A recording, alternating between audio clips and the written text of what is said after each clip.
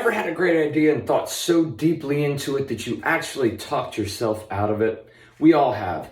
Let's talk about that right now.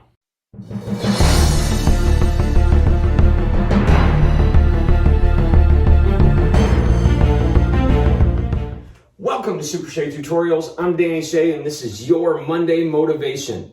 So we're going to talk about overthinking today. Why do we do it? It all goes back to the fear of failure. We've covered failure several times, but this is a little bit of a different sense, so I thought it was an important thing to talk about. Because thinking things through is a good thing. Okay, don't get me wrong here.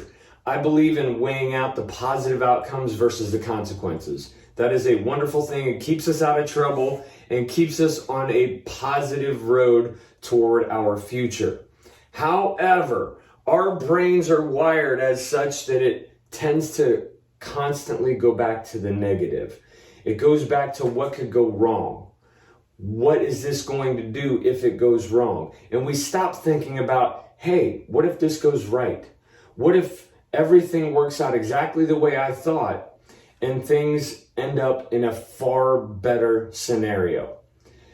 Overthinking stops us from fulfilling many of the goals that we want to accomplish. How do I know? I have a YouTube channel. I almost didn't.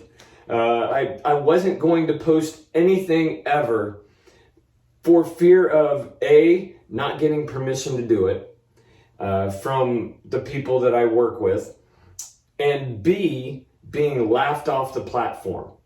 All right. I was afraid that nobody would come and watch my videos. I was afraid that, I'd look like an idiot doing it. Most people are afraid of two things. One, looking stupid, and two, getting hurt. In that order. People are afraid of looking stupid more than they are of getting hurt. And people are more afraid of getting up and talking in front of people than anything on the planet. They are more afraid to talk in front of people than they are to die. Let that sink in for a second. All right, so I almost did not have this YouTube channel, but now, we're 239 subscribers strong, and I thank you all for that. If I were to put 239 people here in my house or even in the Shaolin Temple here, it would be absolutely jam-packed. We'd be shoulder to shoulder, so that makes me feel really, really good.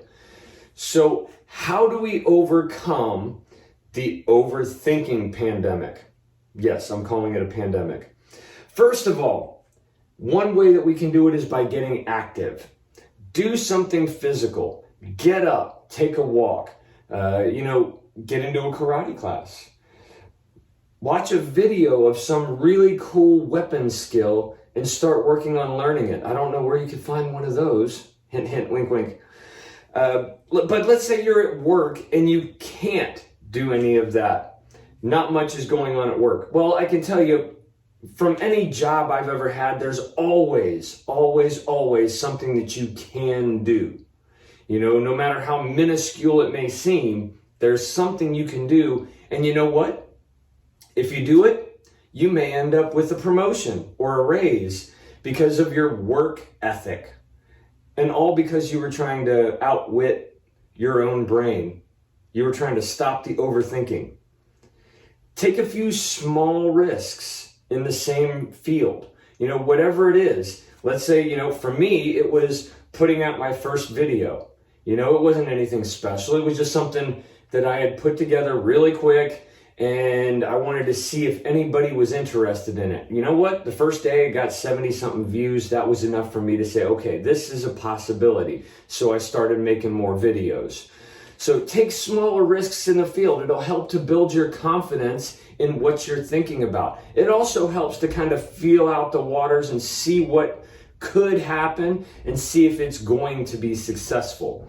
And most of all, this is the most important point, think about what can go right instead of what can go wrong. Don't get caught up in the negative. I know we're wired for it, but you can retrain your brain. Start every day with something positive. End every day with something positive, no matter what happens in between. Wake up, think of something good, Go through your day, and right before bed, think of something good that happened throughout the day. That will be the beginning of retraining that brain to stop overthinking. Thank you all so much for being here week after week, all 239 of you.